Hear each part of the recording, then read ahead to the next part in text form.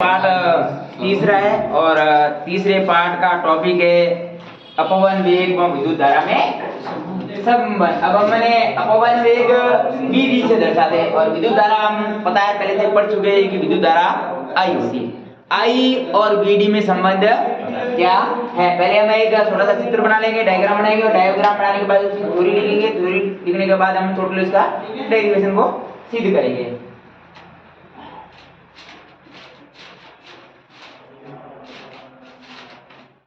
अब इसके अंदर जो ये है ना, ये परत ये एक हमने आवेशित गैलन ले लिया और आवेशित करने के लिए इसके साथ में हमने एक बैटरी को जोड़ दिया है, एक कुंजी को जोड़ देंगे और कुंजी जोड़ने के बाद में उसमें हम कुंजी को ऑन करते ही इसमें धारा प्रवाहित हो जाएगी। बैटरी का एक सिरा पॉजिटिव है, एक सिरा नेगेटिव है और यहाँ से हमारे पास में धारा I प्रवाहित हो रही है और वापस घूमकर यहाँ से धारा I बाहर आ रही है। इसके अंदर टोटल इलेक्ट्रॉन है E और इलेक्ट्रॉन हमारे पास में जो बेलनाकार वस्तु इसके अंदर E इलेक्ट्रॉन है। बेलनाकार वस्तु की सिरा एक A दे दिया, एक सिरा का नाम हमने B दे दिया। ये एक डायग्राम दिया हुआ है कि बेलनाकार एक वस्तु है जो आवेशित है क्योंकि हमने इसके साथ में एक बैटरी को जोड़ दिया है और कुंजी को ऑन करते ही इसमें धारा प्रवाहित हो रही है जो धारा का मान हमारे पास में I दिया हुआ है। फिर हमने लिखेंगे कि माना किसी चालक तार की लंबाई L है। वो बता रहा है कोई चालक तार है जिसकी लंबाई हमारे पास में क्या दी हुई है L है। माना कोई चालक तार की लंबाई, चालक तार की लंबाई L है, इसका अनुप्रस्थ काट क्षेत्रफल A और वो दूसरी बात ये बता रहा है कि इससे काट का जो अनुप्रस्थ काट का क्षेत्रफल वो हमारे पास में क्या है A है। इसका अनुप्रस्थ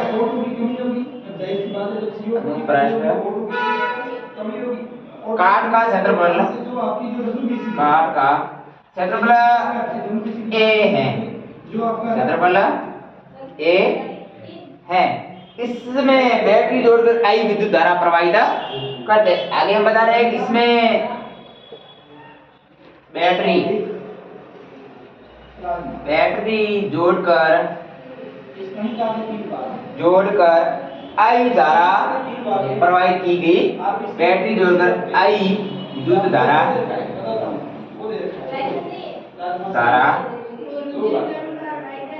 प्रवाहित की जाती है, जिसमें N इलेक्ट्रॉन बैटरी के धन सिरे की ओर, जिससे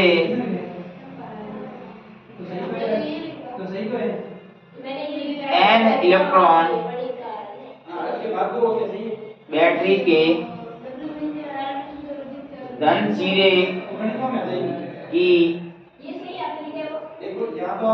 की ओर गति कर रहे हैं और वो बता रहा है कि इसके अंदर जो N इलेक्ट्रॉन है वो बैटरी के धन सिरे की ओर क्या कर रहे हैं, गति कर रहे हैं। अब हमारे पास इलेक्ट्रॉन की कोई संख्या तो दी हुई नहीं है तो हमने इलेक्ट्रॉन को N मान लिया। क्या मान लिया? N। और वो बता रहा है कि N इलेक्ट्रॉन वो बैटरी के किस सिरे की ओर गति कर रहे हैं, धन का मतलब प्लस सिरे की ओर गति कर रहे हैं, धन सिरे की ओर गति कर रहे हैं।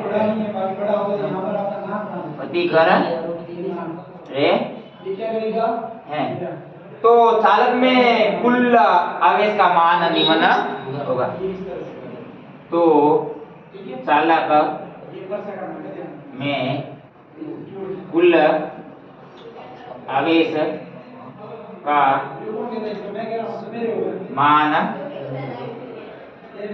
मान निम्न होगा।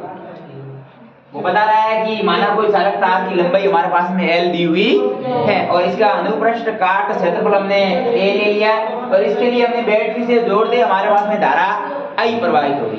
बैटरी से जोड़ते ही धारा क्या प्रवाहित हो रही है I। और इसके आगे वो बता रहा है कि इसके अंदर जो इलेक्ट्रॉन है उसकी संख्या हमने N मान ली है। N इलेक्ट्रॉन वो बैटरी के धन सिरे की ओर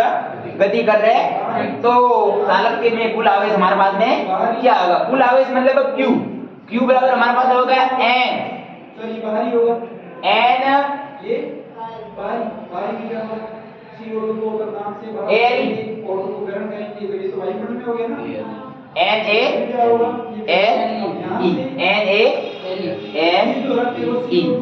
NaE और यदि इलेक्ट्रॉन का अपवन वेग हमारे पास में क्या हो VD यदि इलेक्ट्रॉन का आलिन से कहाँ आएगा नीले आगे बता रहा है कि यदि इलेक्ट्रॉन का अपवन वेग हमारे पास में VD दिया हो तो क्या होगा यहाँ आएगा CO2 को फेंको किया यदि इलेक्ट्रॉन का इलेक्ट्रॉन में छोड़ देगा इलेक्ट्रॉन का अपवन वेग VD हो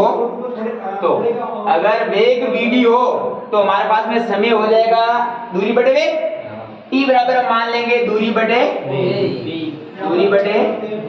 वेग चार होती है दूरी बटे समय के लिए यहाँ पर चार हमारे पास में वेग दी हुई है तो T बराबर हो जाएगा दूरी हमारे पास में क्या है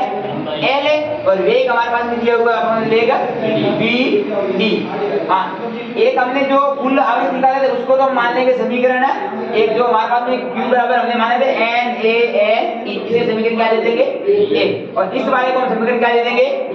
2 दे देंगे विद्युत धारा की परिभाषा आगे हम लगाएंगे विद्युत धारा की विद्युत धारा की परिभाषा और विद्युत धारा की परिभाषा होती है कि एकांक समय में प्रवाहित आवेश को हम विद्युत धारा कहते हैं और I बराबर हो जाएगा Q बटे I बराबर हो जाएगा Q बटे T हाँ Q चाहे आप कैपिटल ले सकते हैं स्मॉल भी ले सकते हैं यहाँ पर हमने स्मॉल लिया तो स्मॉल ले लेंगे और इसे हम समीकरण क्या दे देंगे 3 दे देंगे समीकरण 1 2 का मान समीकरण में कहाँ रखेंगे 3 में समीकरण 1 2 का मान समीकरण 3 में रखेंगे T का मान ये दिया हुआ है और 1 में Q का मान दिया हुआ है तो समीकरण में कहाँ रखेंगे 3 में समीकरण 1 व 2 का मान समीकरण 1 व समीकरण 2 का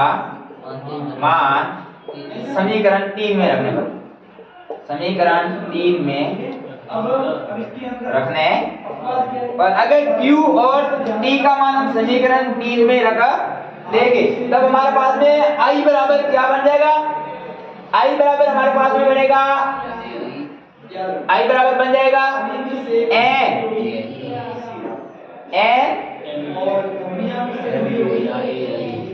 NeALe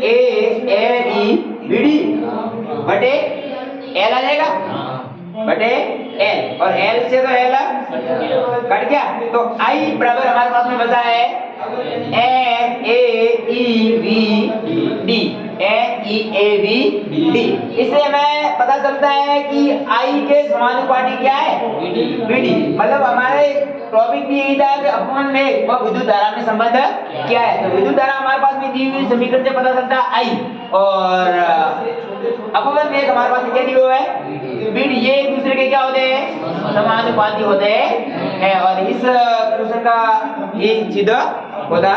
है कि अपवन वेग और विद्युत धारा में क्या संबंध है